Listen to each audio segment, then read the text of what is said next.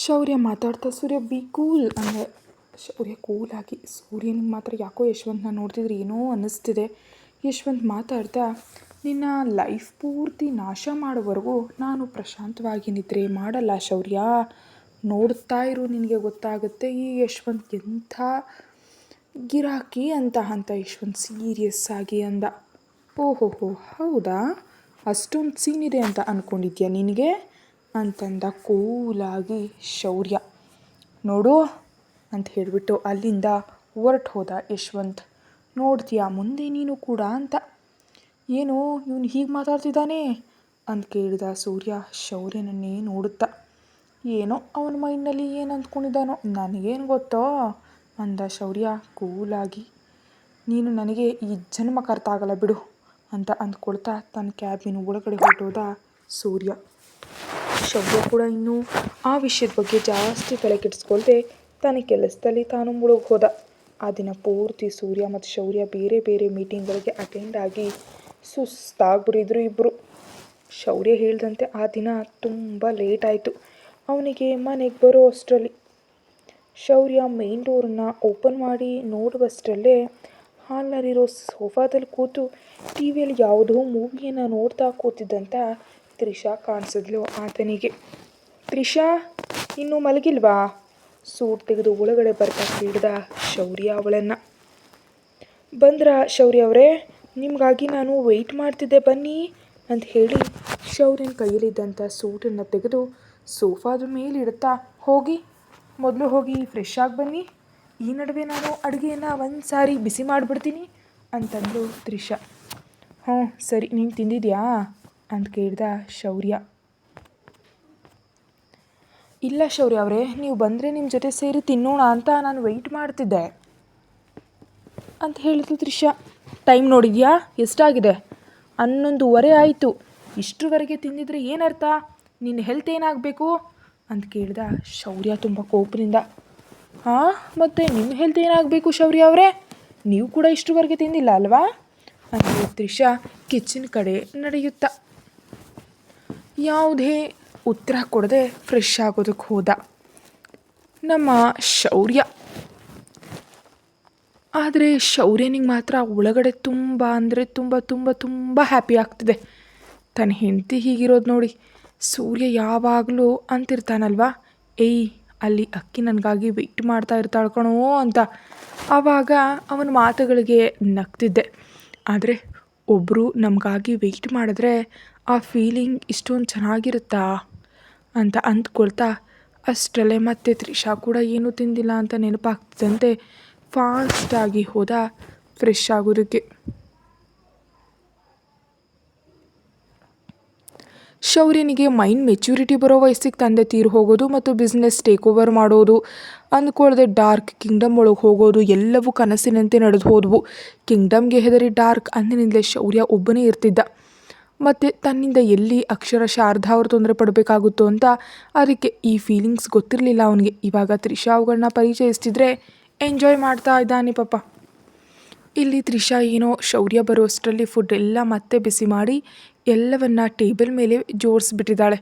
ಶೌರ್ಯ ಕೂಡ ಫ್ರೆಶ್ ಆಗಿ ನೈಟ್ ಡ್ರೆಸ್ ಹಾಕ್ಕೊಂಡು ಕೆಳಗೆ ಬಂದ. ತ್ರಿಷಾ ಶೌರ್ಯನ ಪ್ಲೇಟ್ನಲ್ಲಿ ಮೇಥಿ ಪರಾಟ ಮತ್ತು ಹಾಗೆ ಕಾಜು ಕರಿಯನ್ನು ಹಾಕಿದ್ಲು. ಅವುಗಳನ್ನ ತಿಂತಿದ್ರೆ ಇನ್ನೊಂದು ತಿನ್ನಬೇಕು ಅಂತ ಅನ್ನಿಸ್ತಿದೆ ಶೌರ್ಯನಿಗೆ. ಅಷ್ಟೊಂದು ಚೆನ್ನಾಗಿ ಮಾಡಿದ್ದಾಳೆ. ತಿಂತಾ ತ್ರಿಷಾ ಕಡೆ ನೋಡ್ದ. ತ್ರಿಷಾ ಶೌರ್ಯನ ಕಡೆ ನೋಡ್ತಾ ಇರೋದ್ರಿಂದ, ಓಯ್ ಮೇಡಮ್ ಹಾಗೆ ನೋಡಬೇಡ, ದೃಷ್ಟಿ ತಗಲ್ತೆ ನನಗೆ ಅಂತಂದ ಶೌರ್ಯ ತನ್ನ ಹೆಂಡತಿಗೆ. ಏನೂ ಆಗಲ್ಲ ಅಂದ್ಲು ತ್ರಿಷಾ. ನೀನು ಕೂಡ ತಿನ್ನು ಅಂತ ಹೇಳಿ ಒಂದು ಪ್ಲೇಟ್ನಲ್ಲಿ ಅವಳಿಗೂ ಕೂಡ ತಾನೇ ಬಡಿಸ್ತಾ ಶೌರ್ಯ. ಹಾಗೆ ಇಬ್ಬರು ತಮ್ಮ ಊಟವನ್ನು ತಿಂದು ಮುಗಿಸಿದ್ರು. ಶೌರ್ಯ ಸ್ವಲ್ಪ ಕೆಲಸ ಇದೆ ಅಂತ ಹೇಳಿ ಸ್ಟಡಿ ರೂಮ್ ಒಳಗಡೆ ಹೊರಟೋದ. ಕಿಚನೆಲ್ಲ ನೀಟಾಗಿ ಜೋಡಿಸ್ತಾ ಇದ್ದಾಳೆ ತ್ರಿಷಾ ಇವಾಗ. ತ್ರಿಷಾ ಎಲ್ಲವನ್ನ ಜೋಡಿಸಿ ತನ್ನ ರೂಮಿಗೆ ಹೋಗಿ ಫ್ರೆಶ್ ಆಗಿ ಡ್ರೆಸ್ಸನ್ನು ಚೇಂಜ್ ಮಾಡಿಕೊಂಡು ಹಾಯಾಗಿ ಮಲ್ಕೊಂಡ್ಳು ಆಕೆ. ಸುಮಾರು 1 ಗಂಟೆ ನಂತರ ರೂಮ್ ಒಳಗೆ ಬಂದ ಶೌರ್ಯನಿಗೆ ಹಾಯಾಗಿ ಸಣ್ಣ ಮಗುವಿನಂತೆ ಮುದುಡ್ಕೊಂಡು ಮಲಗಿರುವಂತಹ ತ್ರಿಷಾ ಕಾಣಿಸ್ತಿದ್ದಂತೆ ನಗ್ತಾ ಅವಳ ಹತ್ರ ಬಂದು ಹಣೆ ಮೇಲೆ ಮುತ್ತಿಟ್ಟು, ನಿನ್ನ ಕೈಯಲ್ಲೇನೋ ಮ್ಯಾಜಿಕ್ ಇದೆಯಲ್ಲೇ ಅಂದ ಮೆಲ್ಲಗೆ. ಅಷ್ಟರಲ್ಲೇ ಯಶವಂತ್ ಮಾತಾಡಿದ ಮಾತುಗಳು ನೆನಪಿಗೆ ಬರ್ತಾ ಇದ್ದಂತೆ ನಿಜಕ್ಕೂ ಅವನ ಪ್ಲ್ಯಾನ್ ಏನಂತ ಅರ್ಥ ಆಗದೆ ಸ್ವಲ್ಪ ಹೊತ್ತು ಅದರ ಬಗ್ಗೆ ಆಲೋಚಿಸ್ತಾ ಯಾವಾಗಲೋ ನಿದ್ರೆಗೆ ಜಾರ್ದ ಶೌರ್ಯ. ಮರುದಿನ ಬೆಳಿಗ್ಗೆ ಶೌರ್ಯನಿಗಿಂತ ಮುಂಚೆ ಎದ್ದು ಫ್ರೆಶ್ ಆಗಿ ಕೆಳಗೆ ಬಂದಳು. ಅಷ್ಟರಲ್ಲೇ ಮನೆ ಕೆಲಸದವರು ಬಂದಿರೋದ್ರಿಂದ ಸಣ್ಣದಾಗಿ ನಕ್ಕು ತನ್ನ ಕೆಲಸ ತಾನು ಮಾಡ್ಕೊಳ್ತಾ ಇದ್ದಾಳೆ ತ್ರಿಷಾ.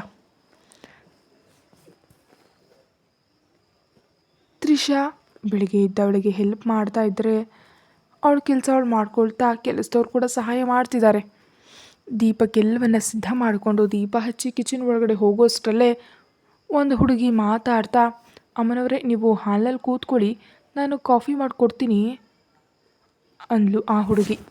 ಬೇಡ ಬೇಡ, ನೀವು ಮಾಡ್ಕೊಂಡು ಕುಡೀರಿ, ಅವ್ರಿಗೆ ನಾನೇ ಮಾಡಿಕೊಡ್ತೀನಿ ಅಂತ ಹೇಳಿದ್ಲು ತ್ರಿಷಾ ನಗ್ತಾ. ಅದೆಲ್ಲ ಅಮ್ಮನವರೇ, ಅಯ್ಯನವ್ರು ನಮಗೆ ಮುಂಚೆ ಹೇಳಿದ್ದಾರೆ, ನಿಮಗೇನು ಕೆಲಸ ಹೇಳಿದೆ ನಿಮ್ಮನ್ನು ಕಾಲು ಕೆಳಗೆ ಇಡದಂತೆ ನೋಡ್ಕೊಳ್ಳೋದಕ್ಕೆ ಹೇಳಿದ್ದಾರೆ. ಇವಾಗ ನೀವು ಹೀಗೆ ಕಾಫಿ ಮಾಡಿದ್ದು ಅಯ್ಯನವ್ರಿಗೆ ಗೊತ್ತಾದರೆ ನಮ್ಮ ಉದ್ಯೋಗ ಎಲ್ಲ ಹೊರಟೋಗುತ್ತೆ ಮೇಡಮ್ ಅಂತ ಹೇಳಿದ್ಲು ಆ ಹುಡುಗಿ ತ್ರಿಷಾಗೆ. ಸರಿ ಅಂತ ಹೇಳಿ ಹಾಲ್ನಲ್ಲಿ ಬಂದು ಕೂತಲು ತ್ರಿಷಾ. ಒಂದು 5 ನಿಮಿಷಕ್ಕೆ ಹೊರಗಡೆ ಬಂದಳು ಆ ಹುಡುಗಿ, ಕೈಯಲ್ಲಿ 2 ಕಾಫಿ ಕಪ್ಗಳ ಜೊತೆ. ತ್ರಿಷಾ ಕಪ್ಗಳನ್ನ ತೆಗೆದುಕೊಂಡು ಶೌರ್ಯನ ಹತ್ರ ಹೋದ್ಲು. ಶೌರ್ಯ ಅಷ್ಟರವರೆಗೆ ಇನ್ನೂ ನಿದ್ರೆ ಮಾಡುತ್ತಲೇ ಇರೋದ್ರಿಂದ ಶೌರ್ಯ ಅವರೇ ಹೇಳಿ ಅಂತ ತಟ್ಟಿ ಎಬ್ಬಿಸ್ತಿದ್ದಾಳೆ ತ್ರಿಷಾ ತನ್ನ ಗಂಡನನ್ನು. ಸ್ವಲ್ಪ ಹೊತ್ತು ಮಲ್ಕೊತೀನಿ ತ್ರಿಷಾ ಅಂತ ಅಂತಿರುವಾಗಲೇ ಶೌರ್ಯನ ಮೊಬೈಲ್ ರಿಂಗ್ ಆಯಿತು. ಯಾರಂತ ನೋಡಿದ ತ್ರಿಷಾಗೆ ಸೂರ್ಯನ ಹೆಸರು ಡಿಸ್ಪ್ಲೇ ಆಗ್ತಾ ಇರೋದ್ರಿಂದ ಶೌರ್ಯ ಅವರೇ, ಸೂರ್ಯನ ಕಾಲ್ ಮಾಡ್ತಿದ್ದಾರೆ ಹೇಳಿ ಅಂತ ಹೇಳಿ ಫೋನ್ ತೋರಿಸ್ತಿದ್ದಾಳೆ ತ್ರಿಷಾ. ಹಾಗೇ ನಿದ್ರೆಯಿಂದಿದ್ದು ಕಾಲ್ ಲಿಫ್ಟ್ ಮಾಡಿ ಹಲೋ ಅಂದ ಶೌರ್ಯ ನಿದ್ರೆಯ ಮಂಪರಿನಲ್ಲೇ. ಏಯ್, ಇನ್ನೂ ರೆಡಿ ಆಗಿಲ್ವಾ ಅಂತ ಕೇಳ್ದ ಸೂರ್ಯ. ಇಲ್ಲ, ಏನಾಯ್ತು ಇವಾಗ ಅಂತ ಕೇಳ್ದ ಶೌರ್ಯ. ಅಯ್ಯೋ, ಫಾರಿನ್ ಡೆಲಿಗೇಟ್ಸ್ ಜೊತೆ ಮೀಟಿಂಗ್ ಇದೆ ಶೌರ್ಯ, ಇನ್ನೊಂದು ಗಂಟೆಯಲ್ಲಿ ನೀನು ಆಫೀಸ್ನಲ್ಲಿ ಇರಬೇಕು, ನಾನು ಕೂಡ ಹೊರಡ್ತಿದ್ದೀನಿ, ಫಾಸ್ಟಾಗಿ ಬಾ ಶೌರ್ಯ. ಹಾಂ ಶೌರ್ಯ, ಇಷ್ಟಕ್ಕೂ ನೀನು ಅಂದ್ಕೊಂಡಂತೆ ಆ ಕರೆಕ್ಷನ್ಸ್ ಎಲ್ಲ ಮಾಡಿದ್ನಾ ಅಂತ ಕೇಳಿದ ಸೂರ್ಯ ಮೆಟ್ಟಲಿಳಿತಾ. ನಿನಗದನ್ನು ಮೇಲ್ ಮಾಡಿದ್ದೀನಿ, ಚೆಕ್ ಮಾಡು ಅಂತಂದ ಶೌರ್ಯ. ಹಾಂ ಓಕೆ, ಆದರೆ ನೀನು ಫಾಸ್ಟಾಗಿ ಬಾ ಅಂತ ಹೇಳಿ ಕಾಲ್ ಕಟ್ ಮಾಡ್ದ ಸೂರ್ಯ. ಸೂರ್ಯನ ಹಿಂದೆ ಬರ್ತಾ ಸೂರ್ಯ ಫೈಲ್ ಮರೆತುಬಿಟ್ಟೆ ಅಂತ ಅಂದ್ಲು ಅಕ್ಷರ. ಅಕ್ಷರ ಆಯಾಸ ಪಡೋದ್ರಿಂದ ಸೂರ್ಯ ಕಂಗಾಲಾಗಿ ಆಕಿ ಆರ್ ಯು ಓಕೆ, ನೀನು ಚೆನ್ನಾಗಿದೆಯಾ ನಿಜವಾಗ್ಲೂ ಅಂತ ಕೇಳ್ದ. ಅಷ್ಟರಲ್ಲೇ ಸೂರ್ಯನ ಗುಂಡಿಗೆ ವೇಗ ಹಾಗೆ ಹೆಚ್ಚಾಗೋಯ್ತು ಅನಾಮತ್ತಾಗಿ. 1-2 ನಿಮಿಷಕ್ಕೆ ಚೇತರಿಸ್ಕೊಂಡು ಹಾಂ ಸೂರ್ಯ ಐ ಆಮ್ ಓಕೆ ಅಂದ್ಲು ಆಕಿ. ಸೂರ್ಯನಿಗೆ ಮಾತ್ರ ಅಷ್ಟರವರೆಗಿದ್ದ ಆತಂಕ ಎಲ್ಲ ಕೋಪವಾಗಿ ಬದಲಾಗೋಯ್ತು. ನಿಜಕ್ಕೂ ನೀನೇನು ಬಸ್ರಿ ಮನುಷ್ಯ ಅಂತ ಅಂದ್ಕೊಂಡಿದ್ಯಾ ಇಲ್ವಾ? ಆ ಓಟಗಳು, ಆ ನಡಿಗೆಗಳೇನು? ನಿನ್ನೆ ಇದರ ಬಗ್ಗೆ ಕೇಳೋಣ ಅಂದ್ಕೊಂಡೆ, ಆದರೆ ಯಾಕೆ ಅಂತ ಸುಮ್ಮನಾಗ್ಬಿಟ್ಟೆ. ನಾನಿಲ್ಲದೆ ಮನೆಯಿಂದ ಕಾಲು ಹೊರಗಿಟ್ರೆ ಕೈ ಕಾಲು ಕಟ್ಟು ಮನೇಲಿ ಕೂರಿಸ್ತೀನಿ ಅಂತಂದ ಸೂರ್ಯ. ಸಾರಿ ಸೂರ್ಯ ಅಂದ್ಲು ಅಕ್ಷರ ತಲೆ ತಗ್ಗಿಸ್ಕೊಂಡು. ತಲೆ ತಗ್ಗಿಸ್ಬೇಕು ಅಂತ ಅಲ್ಲ ಅಕ್ಷರ, ನನ್ನ ಭಯವನ್ನು ಕೂಡ ಅರ್ಥ ಮಾಡ್ಕೋ. ನೀನು 4ನೇ ಮಂತ್ಗೆ ಎಂಟರ್ ಆಗ್ತಿದೆಯಾ, ಎಷ್ಟು ಕೇರ್ಫುಲ್ ಆಗಿರಬೇಕು ಅಂತ ಕೇಳಿದ ಸೂರ್ಯ ಲಾಲನೆಯಿಂದ.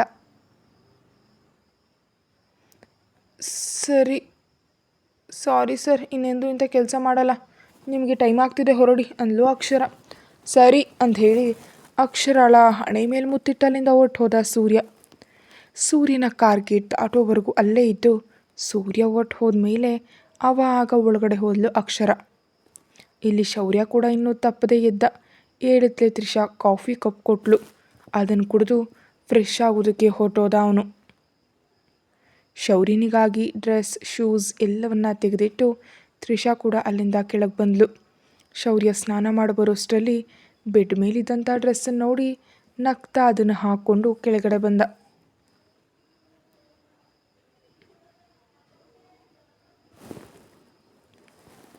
ಅಷ್ಟರಲ್ಲಿ ಅಡುಗೆ ಮಾಡಿದ ಫುಡ್ ಡೈನಿಂಗ್ ಟೇಬಲ್ ಮೇಲೆ ಜೋಡಿಸಿಟ್ಟಿದ್ಲು ತ್ರಿಷಾ. ಶೌರ್ಯ ತಿಂದಮೇಲೆ ಜಾಗ್ರತೆ ತ್ರಿಷಾ, ಇವತ್ತು ಬೇಗನೆ ಬರ್ತೀನಿ ಬಿಡು ಅಂತ ಹೇಳಿ ಅಲ್ಲಿಂದ ಹೊರಟೋದ. ಶೌರ್ಯ ಹೊರಟೋದ ನಂತರ ಕೆಲಸನೆಲ್ಲ ಕಂಪ್ಲೀಟ್ ಮಾಡಿ ಕೆಲಸದವ್ರು ಕೂಡ ಹೊರಟೋದ್ರು. ಏನೂ ತೋಚಿಸ್ದೆ ಫೋನ್ ಕೆದಕ್ತಿದ್ದು ತ್ರಿಷಾಗೆ ಫೋನ್ ಬರುತ್ತೆ. ಅದು ತನ್ನ ಹಳೆ ಫೋನಿಂದ ಆಗಿರೋದ್ರಿಂದ ಯಾರಂತ ನೋಡಿ ತ್ರಿಷಾಗೆ ಅದು ಅದಿತಿ ನಂಬರ್ ಅಂತ ಅರ್ಥ ಆಗಿ, ಈ ಅದಿತಿ ಯಾಕೆ ಕಾಲ್ ಮಾಡ್ತಿದ್ದಾಳೆ ಅಂದ್ಕೊಂಡು ಕೋಪದಿಂದ ಲಿಫ್ಟ್ ಮಾಡಿ ಹಲೋ ಅಂದ್ಲು. ಹಲೋ ಅಕ್ಕ, ನಾನು ಅದಿತಿ ಕೈ ಅಂದ್ಲು. ನನಗೆ ಯಾಕೆ ಫೋನ್ ಮಾಡಿದೆ ಅಂತ ಕೇಳಿದೆ ತ್ರಿಷಾ ಕೋಪದಿಂದ. ಅದೇನಕ್ಕಾಗಂತಿ, ನಾನು ನಿನ್ನ ತಂಗಿ ಅಲ್ವಕ್ಕ, ನೀನು ಒಳ್ಳೇದನ್ನು ಬಯಸೋಳು ಅಂದ್ಲು. ಯಾರು ನನ್ನ ಒಳ್ಳೇದನ್ನು ಬಯಸ್ತಾರೋ ಯಾರು ನನ್ನ ಕೆಟ್ಟದನ್ನು ಬಯಸ್ತಾರೋ ನಂಗೆ ಚೆನ್ನಾಗಿ ಗೊತ್ತದಿತಿ, ನಾನಿನ್ನು ಅಷ್ಟೊಂದು ಅಮಾಯಕಿ ಅಲ್ಲ ಅಂದ್ಲು. ಅದೇನಕ್ಕಾಗಂತಿ, ನಾನು ಒಪ್ಕೋತೀನಿ, ಇಲ್ಲಿವರೆಗೆ ನಾನು ನಿಂಗೆ ತುಂಬ ಸಾರಿ ದ್ರೋಹ ಮಾಡಿದ್ದೀನಿ, ಆದರೆ ಇಲ್ಲಿ ನನ್ನ ಪರಿಸ್ಥಿತಿ ನಿಜಕ್ಕೂ ಚೆನ್ನಾಗಿಲ್ಲ ಅಕ್ಕ ಅಂತ ಅಳು ಶುರು ಮಾಡಿದ್ಲು. ಅದಿತಿ ಅಳು ಕೇಳಿದ್ಲೆ ಒಂದೇ ಸಾರಿಗೆ ಅಷ್ಟರವರೆಗಿದ್ದು ಕೋಪ ಎಲ್ಲ ಕರಗೆ ಹೋಗಿ, ಏನಾಯ್ತು, ಯಾಕೆ ಅಳ್ತಿದ್ಯಾ ಅಂತ ಆತಂಕದಿಂದ ಕೇಳಿದ್ಲು. ಆದರೂ ಏನೂ ಮಾತಾಡದೆ ಹಾಗೆ ಹೇಳ್ತಾನೆ ಇದ್ದಾಳೆ. ಅರೆ ಅದಿತಿ, ಏನಾಯ್ತು ಅಂತ ಹೇಳಿದ್ರೆ ತಾನೇ ನನಗೆ ಗೊತ್ತಾಗೋದು, ಯಾಕೆ ಅಳ್ತಿದ್ದೀ ಅಂದ್ಲು ಆತಂಕದಿಂದ.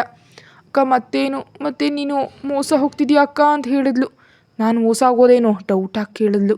ನೀನಲ್ಲ ಅಕ್ಕ, ನಾನು ಅಂತ ಅದಿತಿ ಪಕ್ಕದಿಂದ ಯಶ್ವಂತ್ ಸನ್ನೆ ಮಾಡೋದ್ರಿಂದ, ನೀನೇನು ಮೋಸ ಹೋದೆ ಅದಿತಿ ಅಂದ್ಲು. ಅಕ್ಕ, ನೀನು ನನ್ನ ಹೊರಗಡೆ ಭೇಟಿ ಆಗೋದಕ್ಕಾಗುತ್ತಾ, ನಾಳೆ ನಾವು ಮೀಟ್ ಆಗೋಣ, ಅವಾಗ ನಿನಗೆಲ್ಲ ನಾನು ಹೇಳ್ತೀನಿ ಪ್ಲೀಸ್ ಅಕ್ಕ, ಮತ್ತು ಹಾಗೆ ನಾನು ಫೋನ್ ಮಾಡಿದ ವಿಷಯ ಭಾವನಿಗೆ ಹೇಳ್ಬೇಡ ಅಂತ ರಿಕ್ವೆಸ್ಟ್ ಮಾಡಿದ್ಲು. ಸರಿ ಅದಿತಿ, ಎಲ್ಲಿ ಮೀಟ್ ಆಗೋಣ ಅಂದ್ಲು. ಯಶ್ವಂತ್ ಆಮೇಲೆ ಹೇಳ್ತೀನಿ ಅಂತ ಹೇಳು ಅಂತ ಸನ್ನೆ ಮಾಡೋದ್ರಿಂದ, ಅಕ್ಕ ನಿನಗೆ ಪ್ಲೇಸ್ ನಾಳೆ ಬೆಳಗ್ಗೆ ಹೇಳ್ತೀನಿ ಸರಿನಾ ಅಕ್ಕ, ನಾನು ಇಡ್ತೀನಿ ಅಂತ ಹೇಳಿ ಕಾಲ್ ಕಟ್ ಮಾಡಿಬಿಟ್ಲು.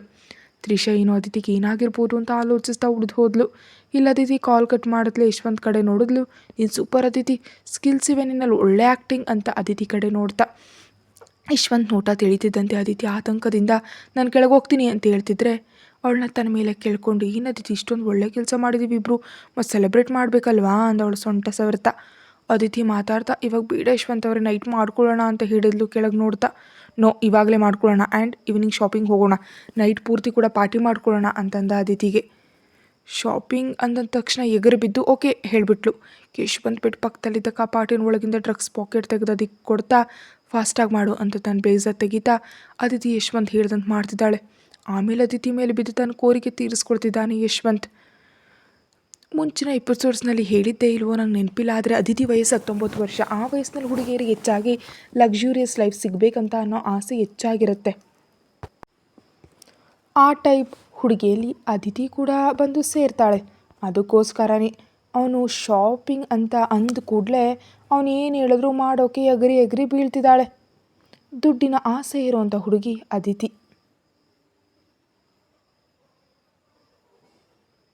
ಅದಕ್ಕೋಸ್ಕರ ಯಶ್ವಂತ್ ಏನು ಹೇಳಿದ್ರು ಅವಳು ಕಣ್ಮುಚ್ಚಿ ಮಾಡ್ತಿದ್ದಾಳೆ. ಇನ್ನು ಇತ್ತ ಆಫೀಸ್ನಲ್ಲಿ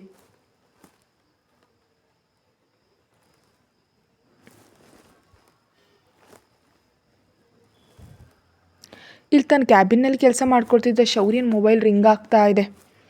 ಯಾರಂತ ನೋಡಿ ಶೌರ್ಯನಿಗೆ ಅದು ತನ್ನ ಹ್ಯಾಕಿಂಗ್ ಟೀಮ್ನಿಂದ ಅಂತ ಅರ್ಥ. ಕಾಲ್ ಲಿಫ್ಟ್ ಮಾಡಿ ಹಲೋ ಅಂದ ಶೌರ್ಯ ಭಾರವಾದ ಧ್ವನಿಯಲ್ಲಿ. ಸರ್, ಅದು ಇವತ್ತು ತ್ರಿಷಾ ಮೇಡಮ್ ಫೋನ್ಗೆ ಆಕೆ ಬಳಸೋ ಹಳೆ ಸಿಮ್ಗೆ ಒಂದು ಕಾಲ್ ಬಂತು ಸರ್ ಅಂದ ಅವನು. ಯಾರು ಮಾಡಿದ್ದು ಅಂತ ಕೇಳಿದ ಶೌರ್ಯ ಸೀರಿಯಸ್ ಆಗಿ. ತ್ರಿಷಾ ಮೇಡಮ್ ಸಿಸ್ಟರ್, ಅದೇ ಯಶ್ವಂತ್ ಹೆಂಡತಿ ಅಂತಂದ ಅವನು. ಅದನ್ನು ಕೇಳಿದ್ಲೆ ಶೌರ್ಯನ ಹುಬ್ಬು ಮುಡಿಯಾಯಿತು. ವಾಟ್, ಅದಿತಿ ಕಾಲ್ ಮಾಡಿದ್ಲಾ ಅಂತ ಕೇಳಿದ ಶೌರ್ಯ ಡೌಟಾಗಿ. ಹೌದು ಸರ್, ನಿಮಗೆ ಆ ಕಾಲ್ ರೆಕಾರ್ಡಿಂಗ್ ಪೂರ್ತಿ ಸೆಂಡ್ ಮಾಡಿದ್ದೀನಿ, ಒಂದು ಸಾರಿ ನೋಡಿ ಸರ್ ಅಂತ ಹೇಳ್ದ ಅವನು. ಓಕೆ ಅಂತ ಹೇಳಿ ಕಾಲ್ ಕಟ್ ಮಾಡ್ದ ಶೌರ್ಯ. ಅವನು ಕಳಿಸಿದ ರೆಕಾರ್ಡಿಂಗ್ ಆನ್ ಮಾಡ್ದ. ಅದರಲ್ಲಿರೋ ಪೂರ್ತಿ ಸಾರಾಂಶವನ್ನು ಕೇಳಿ ಶೌರ್ಯನ ಕೈ ಕೋಪದಿಂದ ಬಿಗಿದು ಹೋಯಿತು. ಈ ಮನುಷ್ಯ ನಿಜವಾಗ್ಲೂ ಏನು ಅನ್ಬೇಕು ಇವಳಿಗೆ, ಆ ಹುಡುಗಿ ಇವಳಿಗೆ ಅಷ್ಟೊಂದು ಮೋಸ ಮಾಡ್ತಿದ್ರು ಕೂಡ ನಿಜವಾಗ್ಲೂ ಹೇಗೆ ಅಷ್ಟೊಂದು ಕುರುಡಾಗಿ ನಂಬ್ತಾಳೆ ಅಂತ ಅಂದ್ಕೊಳ್ತಿದ್ದ ಶೌರ್ಯ ಕೋಪದಿಂದ. ಅಷ್ಟರಲ್ಲಿ ಅಲ್ಲಿಗೆ ಬಂದರು ಶಾರದಾ ಅವರು. ಮಗ ಅಷ್ಟೊಂದು ಕೋಪದಿಂದ ಯಾಕಿದ್ದಾನೋ ಅರ್ಥ ಆಗದೆ. ಕಂದ ಅಂತ ಕರೆದ್ರು ಶಾರದಾ ಅವರು ಪ್ರೀತಿಯಿಂದ. ಅಮ್ಮ ನೀನೇನಿಲ್ಲಿ, ಒಂದು ಫೋನ್ ಮಾಡಿದ್ರೆ ನಾನೇ ಬರ್ತಿದ್ದೆ ಅಲ್ವಾ, ಬಾ ಅಂತ ಹೇಳಿ ಶಾರದಾ ಅವ್ರನ್ನ ಕರ್ಕೊಂಡು ತನ್ನ ಪರ್ಸ್ನಲ್ ರೂಮ್ ಒಳಗೆ ಹೋದ ಶೌರ್ಯ. ಏನಾಯ್ತು ಎಲ್ಲ ಓಕೆ ಅಲ್ವಾ ಅಂತ ಕೇಳಿದ್ರು ಶಾರದಾ ಅವರು. ಹಾಂ ಅಮ್ಮ, ಯಾವುದೋ ಬಿಸ್ನೆಸ್ ವಿಷಯಗಳಷ್ಟೇ ಅಂತ ಹೇಳಿ ತನ್ನ ಕೋಪನ ಕಂಟ್ರೋಲ್ ಮಾಡ್ಕೊಳ್ತಾ ಶಾರದಾ ಅವ್ರ ಜೊತೆ ನಗ್ತಾ ಮಾತಾಡ್ತಿದ್ದ ಶೌರ್ಯ. ಏನಿಲ್ಲ ಕಂದ, ಇವತ್ತು ಸ್ಕ್ಯಾನಿಂಗ್ ಇದೆ ಅಂತ ಅಂದಿದ್ದಕ್ಕೆ ನಾನು ಅಕ್ಕಿ ಬಂದ್ವಿ, ಹೇಗಿದ್ರು ಇತ್ತ ಕಡೆ ಅಲ್ವಾ ಅಂತ ಹೇಳಿ ಹೀಗೆ ಬಂದವು ಅಂತಂದರು ಆಕೆ. ಓ ಹೌದಾ, ಇಷ್ಟಕ್ಕೂ ಡಾಕ್ಟರ್ ಏನಂದರು, ಅಕ್ಕಿ ಎಲ್ಲಿದ್ದಾಳೆ, ಸೂರ್ಯನ ಕ್ಯಾಬಿನಲ್ಲಿದ್ದಾಳಾ ಅಂತ ಕೇಳಿದ ಶೌರ್ಯ. ಹಾಂ ಹೌದು, ಮತ್ತು ಸ್ಕ್ಯಾನಿಂಗ್ ವಿಷಯಗಳೆಲ್ಲ ಗಂಡನಿಗೆ ಹೇಳಬೇಕಲ್ವಾ ಅಂದರೂ ನಗ್ತ. ಏನಮ್ಮ ಅದು ಅಂತ ಕೇಳ್ದ ಶೌರ್ಯ. ನಿನಗೆ ಒಂದೇ ಸಾರಿಗೆ ಇಬ್ಬರು ಬರಲಿದ್ದಾರೆ ಮಾವಯ್ಯ ಅಂತ ಕರೆಯೋಕೆ ಅಂದರು ಶಾರದಾ ಅವ್ರ ನಗ್ತ. ಅಂದರೆ ಅಕ್ಕಿ ಹೊಟ್ಟೆಯಲ್ಲಿ ಆಶ್ಚರ್ಯದಿಂದ ಮತ್ತು ಹ್ಯಾಪಿಯಾಗಿ ಕೇಳಿದ ಶೌರ್ಯ. ಹಾಂ ಹೌದು, ಟ್ವಿನ್ಸ್ ಇದ್ದಾರೆ ಅಂತ ಹೇಳಿದ್ರು ಶಾರದಾ ಅವರು. ಹಾಗೆ ಇವರು ಮಾತುಗಳಲ್ಲಿ ಮುಳುಗೋದ್ರು. ಸೂರ್ಯ ತನ್ನ ಕ್ಯಾಬಿನ್ ಕೆಲಸನ ಮಾಡ್ಕೊಳ್ತಿದ್ರೆ ಮೈ ಗೆಟಿನ್ ಸರ್ ಅಂತ ಕೇಳಿದ್ಲು ಅಕ್ಷರ ಬಾಗಲ್ನಲ್ಲೇ ನಿಂತು. ಎಸ್ ಅಂದ ಸೂರ್ಯ ತಲೆ ತಿರುಗಿಸ್ದೆ ಕೆಲಸವನ್ನು ಮಾಡ್ಕೊಳ್ತಾ. ಅಕ್ಕಿ ಬಂದು ಸೂರ್ಯ ಕೂತ ಸೀಟ್ ಹಿಂದೆ ಹೋಗಿ ಹಿಂದಿನಿಂದ ಸೂರ್ಯನ ಕತ್ತಿನ ಸುತ್ತಲೂ ಕೈಗಳು ಹಾಕಿ, ಏನು ಯಜಮಾನ್ರೆ ಅಷ್ಟೊಂದು ಕೆಲಸದಲ್ಲಿ ಲೀನವಾಗಿಬಿಟ್ಟಿದ್ದೀರಾ, ಹೆಂಡತಿ ಬಂದರೂ ಲೆಕ್ಕಿಸ್ಕೊಳ್ದೆ ಅಂದ್ಲು ಮುನಿಸ್ಸಿನಿಂದ. ಅಮ್ಮ ತಾಯಿ, ಅಲ್ಲಿರೋದು ನೀನಣ್ಣ, ದೊಡ್ಡ ಕೆಲಸದ ರಾಕ್ಷಸ ಅಂದ ಸೂರ್ಯ ಅಕ್ಷರಣ್ಣನ ಕರ್ಕೊಂಡು ತನ್ನ ಪರ್ಸ್ನಲ್ ರೂಮ್ಗೆ ಹೋಗ್ತಾ. ಈಗೋ ನಮ್ಮ ಅಣ್ಣನ ಅಂದರೆ ಚೆನ್ನಾಗಿರೋ ಹೇಳ್ತಿದ್ದೀನಿ ಅಂದ್ಲು ಅಕ್ಷರ ಬೆರಳು ತೋರಿಸಿ ಬೆದರಿಸ್ತಾ. ಸೂರ್ಯ ಅಕ್ಕಿ ತೋರಿಸಿದ ಬೆರಳನ್ನ ಕಚ್ಚಿ, ದೊಡ್ಡ ಅಣ್ಣ ತಂಗಿರಿ ಇವರಿಬ್ರು, ಏನೂ ಅನ್ನಲ್ಲ ಬಿಡಿ ನಿಮ್ಮನ್ನು ಅಂದ ಸೂರ್ಯ ಕಣ್ಗಳಿಂದ. ಹ್ಞೂ ನಿಜ ಬಾವ, ನನ್ನ ಹೊಟ್ಟೆಯಲ್ಲಿ ಟ್ವಿನ್ಸ್ ಇದ್ದಾರೆ ಅಂತ ಹೇಳಿದ್ಲು ನಗ್ತಾ. ಸೂರ್ಯ ಅಕ್ಷರನ ಸೋಫಾದಲ್ಲಿ ಕೂರಿಸಿ ಮಂಡಿ ಇವ್ರು ಕೂತು ಲೈಟಾಗಿ ಕಾಣಿಸ್ತಿರೋ ಬೇಬಿ ಬಂಪನ್ನು ಪ್ರೀತಿಯಿಂದ ಸವರಿ ಕಿಸ್ ಮಾಡ್ದ. ಸೂರ್ಯನ ಕಿಸ್ಸನ್ನು ಫೀಲ್ ಆಗ್ತಾ ಹಾಗೆ ಉಳಿದು ಹೋದ್ಲು ಅಕ್ಷರ.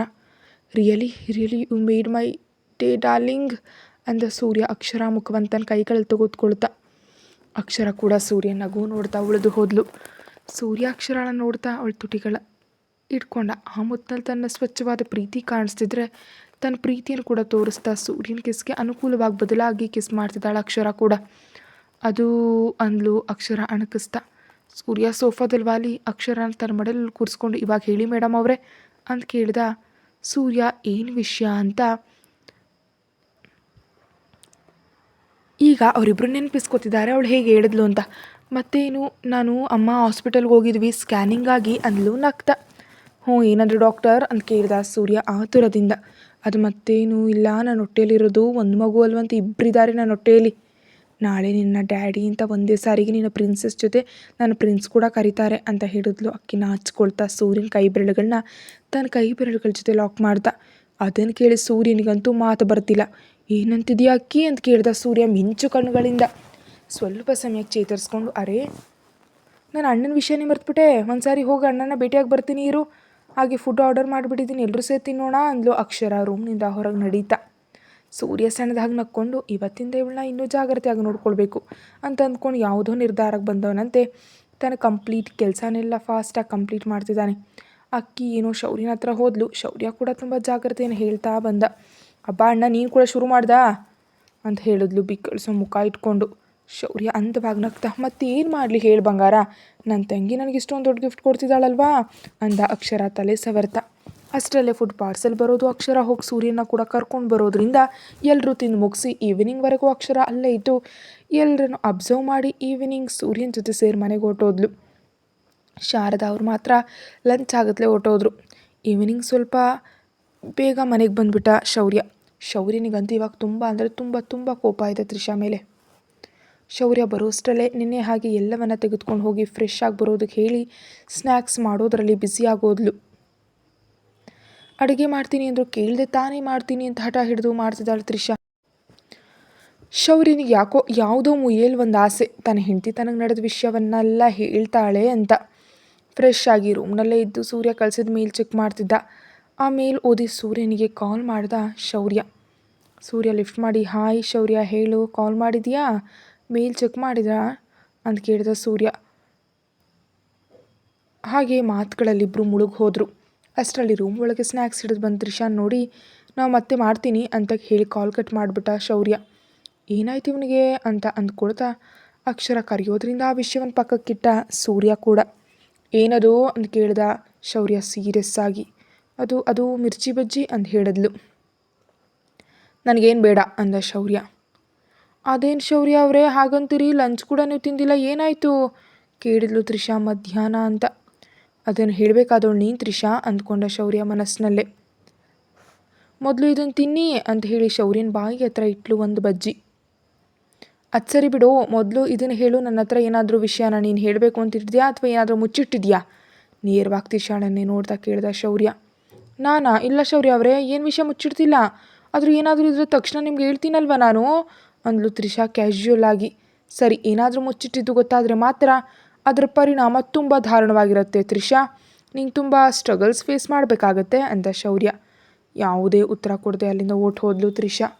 ಶೌರ್ಯನಿಗೆ ಮಾತ್ರ ಅಂತಕ್ಕಂತಕ್ಕೆ ಕೋಪ ಪಿತ್ತ ಏರ್ತಾ ಇದೆ. ಅವಳು ಈ ಜನ್ಮದಲ್ಲಿ ಬದಲಾಗಲ್ಲ ಅಂತ ಅಂದ್ಕೊಂಡು ಕೋಪದಿಂದ ಆ ಪ್ಲೇಟನ್ನು ಕೆಳಗೆ ಕೆಡವ್ದ. ಕೆಳಗೆ ಕಿಚನಲ್ಲಿದ್ದ ತ್ರಿಷಾಗ ಆ ಸೌಂಡ್ ನಿಜಕ್ಕೂ ಕೇಳಿಸ್ಲಿಲ್ಲ. ಪಕ್ಕದ ರೂಮ್ ಕ್ಲೀನ್ ಮಾಡ್ತಿದ್ದ ಹುಡುಗಿ ಬಂದ್ಲು ಆ ಸೌಂಡ್ಗೆ. ಶೌರ್ಯನ ಅಷ್ಟೊಂದು ಕೋಪದಿಂದ ನೋಡ್ದ ಆ ಹುಡುಗಿ ಪ್ರಾಣ ಪಕ್ಷಿ ಹಾರೋದಂಗಾಯ್ತು. ಬಂದು ಕ್ಲೀನ್ ಮಾಡು ಅಂತ ಹೇಳಿ ಆ ಹುಡುಗಿ ನೋಡಲ್ಲಿಂದ ಓಟ್ ಹೋದ ಹೊರಗಡೆ ತನ್ನ ಕಾರ್ನಲ್ಲಿ. ಶೌರ್ಯ ಸಾಯಂಕಾಲ ಅಂತ ಹೋದವ್ ನೈಟ್ 10 ಆದರೂ ಕೂಡ ಮನೆಗೆ ಬರಲಿಲ್ಲ. ತ್ರಿಷಾ ಏನೋ ಶೌರ್ಯನಿಗಾಗಿ ವೆಯ್ಟ್ ಮಾಡ್ತಾ ಹಾಗೆ ಹಾಲ್ನಲ್ಲಿ ಮಲಗಿಬಿಟ್ಲು. ಏನೂ ತಿಂದೆ. ಸುಮಾರು ಮಧ್ಯರಾತ್ರಿ 12 ಟೈಮ್ಗೆ ಮನೆಗೆ ಬಂದ ಶೌರ್ಯ ಫುಲ್ಲಾಗಿ ಕುಡಿದು ಬಂದಿದ್ದಾನೆ. ತೂರಾಡತ್ಲೆ ಒಳಗಡೆ ಬಂದ. ಹಾಲಿಗೆ ಬಂದು ನೋಡ್ದ ಶೌರ್ಯನಿಗೆ ತ್ರಿಷಾ ಅಲ್ಲೇ ಸೋಫಾದಲ್ಲಿ ಮಲಗಿರೋದು ಕಾಣಿಸ್ತು. ಯಾಕೆ ನನ್ನ ಹತ್ರ ಸುಳ್ಳು ಹೇಳ್ತಿದ್ಯಾ ಅಂತ ಬೇಸರದಿಂದ ಅಂದ್ಕೊಂಡ. ಆದರೆ ಅಷ್ಟರಲ್ಲೇ ಕೋಪ ಬಂತು. ಕತೆ ಮುಂದುವರಿಯತ್ತೆ. Thank you.